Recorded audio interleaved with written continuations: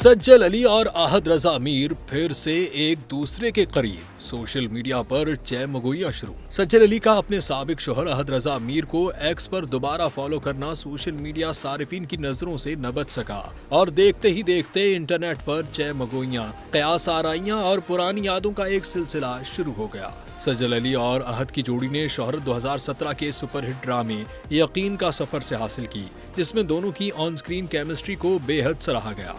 इसी केमिस्ट्री ने जल्द ही हकीकी जिंदगी में भी एक मोहब्बत भरी कहानी का रूप धारा, जिसका इख्तिताम 14 मार्च 2020 को अबुजहबी में होने वाली एक निजी तकरीब में शादी की सूरत में हुआ। अगरचे इस जोड़ी की शादी को मद्दाहों ने खुशदिली से सराहा, मगर महज 2 साल बाद उनके ताल्लुकात में दरारें पड़ने लगी। अहद की सज्जल की बहन की शादी से गैर हाजिरी ने अफवाहों को तकवीत दी, जो बाद में मार्च 2022 में तलाक की सूरत में सामने आई।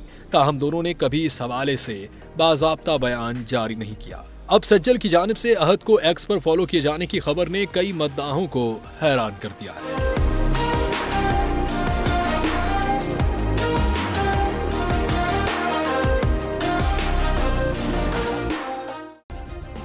सब्सक्राइब करें और बेल दबाएं ताकि कोई खबर रह न जाए।